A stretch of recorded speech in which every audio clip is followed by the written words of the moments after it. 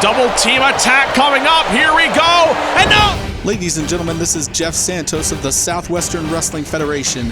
We interrupt our regularly scheduled program for a special breaking news report. We take you now to URWL headquarters, where URWL CEO Goldash will address the wrestling media after an important meeting of the board of directors. Hello once again, everyone. Glad everybody could make it here today. The meeting just ended about 15 minutes ago. So without further ado, just like to take your questions now, get it over with, and see what you guys have for me. So go ahead. You first. Go ahead.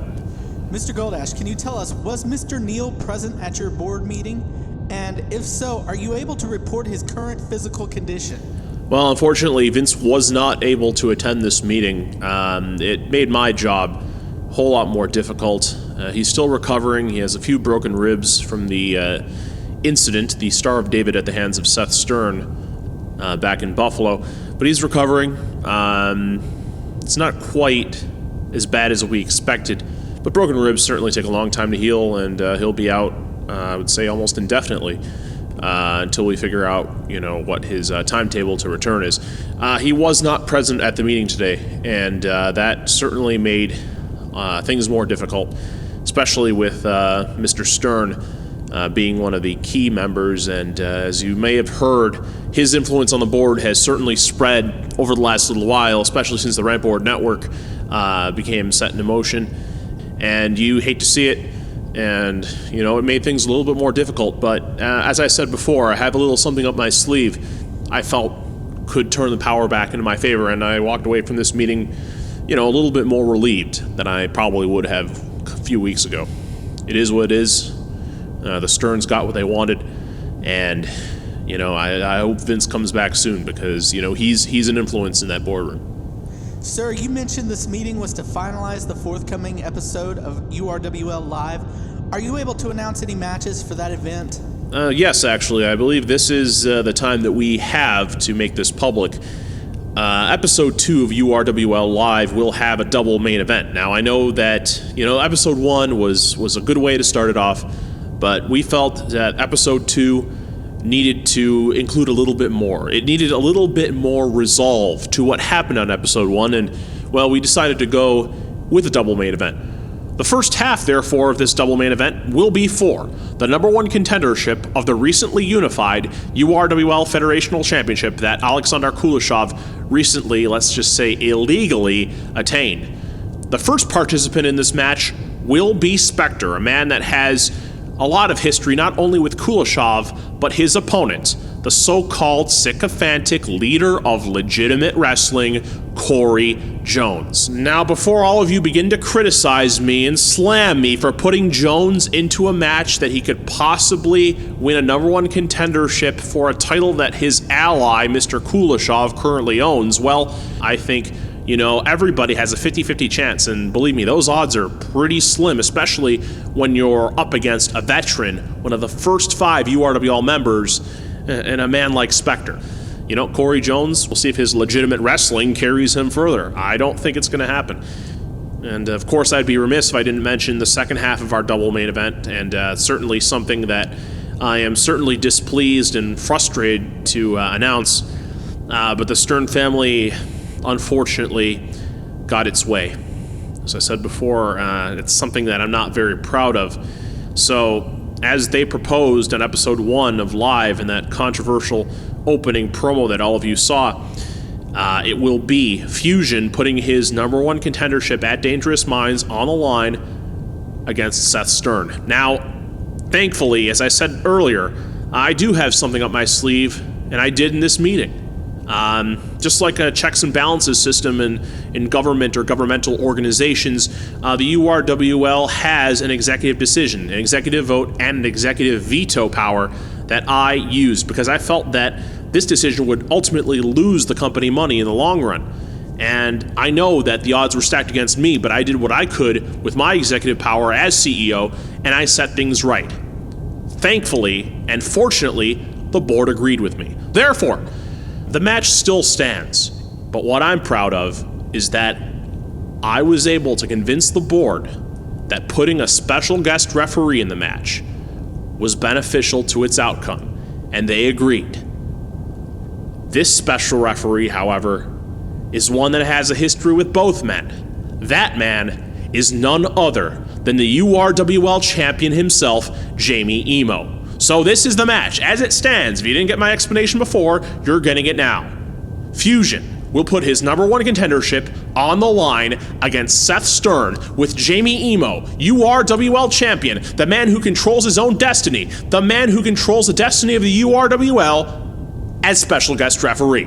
Because I feel the URWL champion, Jamie Emo, man of integrity, a fighting champion, a champion of substance in the URWL, will make the main event exactly what it was when we first booked it, and that's Emo versus Fusion for the URWL Championship in the main event of Dangerous Minds. Now, next question, let's move on. A common thread throughout these past URWL events has been an overall lack of discipline.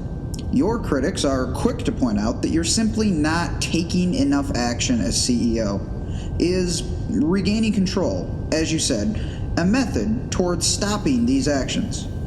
Well, I think that's a good way of putting it. I think a more proactive approach to solving the situations within the URWL was probably the best thing to do in my situation. But does the URWL have a problem with discipline? I would actually say so. But I'm not the kind of person anymore, at least, to be wringing my hands and wondering why certain things are happening to me or the URWL or the RBN in general. And therefore, one of the reasons why there has been a disciplinary problem in the URWL has been the officiating. I mean, if you look at episode 1 of Live, you saw in the first match, the roll-up pin by Rally Star. Commander's head was right near the bottom rope, if not on it. The referee didn't notice it, and Star got the 1-2-3. You saw in the Blood versus Spectre match, Blood was literally throwing that official around the ring. A series of big boots, a knee to the face, I mean, that should have resulted in a DQ. Nothing happened. And as you saw very controversially in that main event, you saw Shane B. Perkins run in uninhibited after a blown call from the referee on a love clutch that, in my opinion, should have counted. So that's why I proposed to the board that we hire new referees. And thankfully, they approved. So we have a new refereeing crew headed up by URWL head of officiating Richard Kahn, who I believe is one of the best in the business. He leads a team of referees from all over the world, many levels of experience, and diverse views on how matches should be called. That includes Emeka Okoye from the United Kingdom, Jared Noisen from Canada, Daniela Talinovic from Croatia, and returning URWL official, the first official I ever signed back in 2000, Aaron Tomsa. Now I know many of you are going to be quick to point out that Aaron Tomsa was actually the first referee ever fired on air back in 2003 during the UNW days. Well, Mr. Tomsa, myself, and Richard Kahn will be able to work together. They've worked well together in the past, they'll work together now, and they'll continue to work together in the future. And as for the rest of the refereeing crew, I can't wait for their debut on Roughness. I think this is going to be a message, not only to the wrestling world, but to the Rant Board Network on how discipline will be served in the URWL from here on in, from the bottom to the top. You in the back, go ahead. The 2-year anniversary of the Rant Board Network is quickly approaching, and each affiliate is having difficulty simply adjusting to the change it brought. In your eyes, has RBN been a positive or negative change on your promotions? Well, let me ask you a question. Did you really expect me, Goldash, to come out here in front of all these people, in front of the international media, and tell every single last one of you that after 2 years, the Rant Board Network has been an absolute failure? Absolutely not. If anything, it's been very, very well received. I think that you critics can come out and say that our ambitions have been unrealized, that we haven't put a lot of our ideas into motion yet. I don't see that at all. And I also don't see all this chaotic anarchy that people like Jackie Blue of the SWF have gone on and set on record. I mean, Jackie Blue, you saw her true colors at Dark Horizon. She has her own things to deal with. I have my own situation to deal with in the URWL. Let's leave well enough alone on that matter. I mean, has the Rant Board Network's brief existence been a period of calm and tranquility? I wouldn't say that. But like all organizations, like all new organizations, it's gone through quite a bit of growing pains in the last little while, and I think that, we're trying our best to make it work for everybody.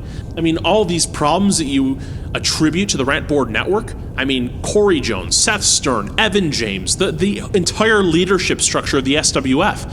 I mean, those were there to begin with. You can't pin that on the Rant Board Network. I mean, I will totally disagree with you. I think every rational professional wrestling fan will disagree with you in that case.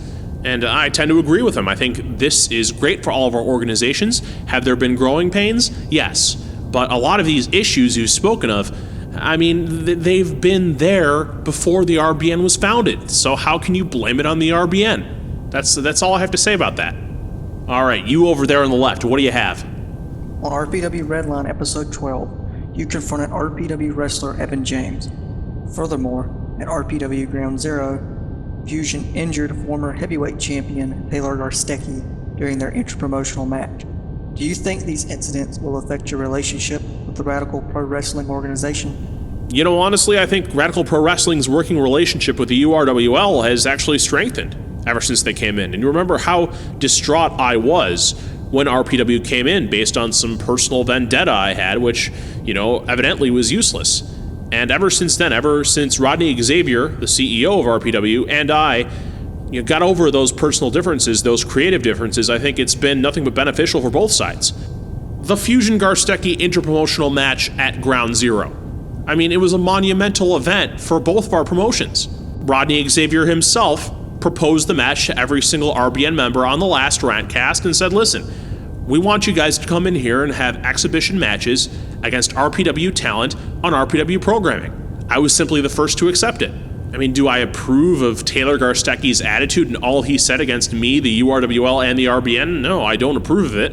And all of this controversy that even Evan James is starting to bring up, I mean, that's what led to the whole Evan James incident in the last episode of Redline. And you saw it firsthand on Redline 12. Evan James had the gall to come out and criticize me for what happened between him and Kyle Andrews. That situation between Evan James and Kyle Andrews was started by Evan James. There's not some corporate conspiracy going on here, but all of a sudden Evan James is feeling that I was out to injure Taylor Garstecki. I was out to make a mockery of the RPW, and while he's the one making a mockery of himself. And Rodney Xavier knows this very well. As I said before, this is a long-standing issue between Xavier and James. So all of a sudden, Evan James decides to call me out, saying that I was part of what happened at Ground Zero, not only to Garstecki, but to him. I mean, you have to listen to this guy. He's not making any sense, and he's only doing this because he wants to start something between RPW and the URWL. I don't think anything is going to be started at all. Rodney Xavier and I have a great working relationship right now. We know exactly what Evan James is trying to do. He's trying to play us. I don't think that's going to happen. So let's just move on. Next question. Reports are currently indicating that you will be debuting a new talent on URWL Roughness. Will you be able to disclose who this new talent may be? Well, he's a new signing, and he was once a part of a notable virtual wrestling organization.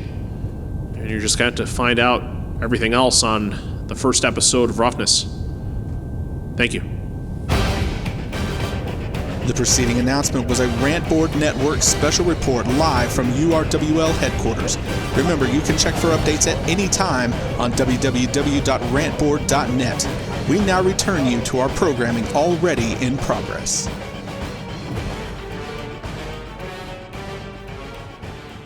Fallout from Dark Horizon begins tonight